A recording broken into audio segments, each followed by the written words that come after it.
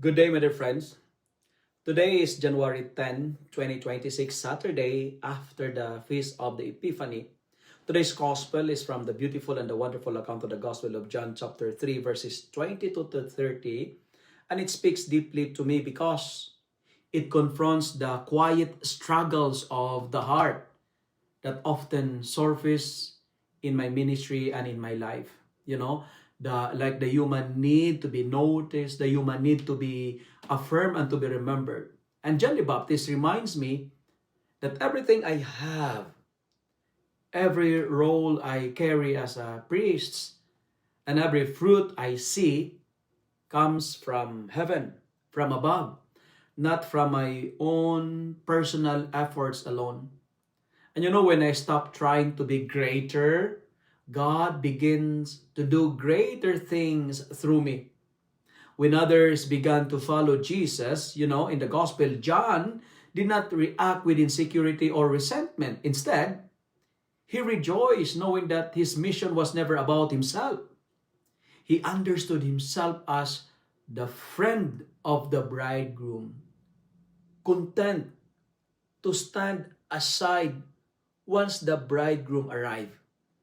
In this, I recognize my own call to serve without clinging, to lead without possessing, and to rejoice when God's work flourishes, even if my name fades into the background.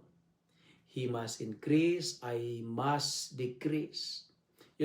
Becomes not a loss, but a daily surrender, letting go of my pride, letting go of comparison and control, so that Christ may be more clearly visible in my words, in my actions, and in my relationship with others.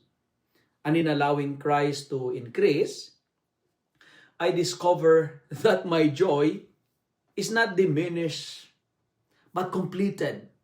For real fulfillment comes when my life quietly points beyond itself to the presence and love of God. You know what, my dear friends, my dear brothers and sisters? Humility teaches me that I am a servant, not the source. And you know what? Listen to this. When we kneel in humility, we will rise in grace.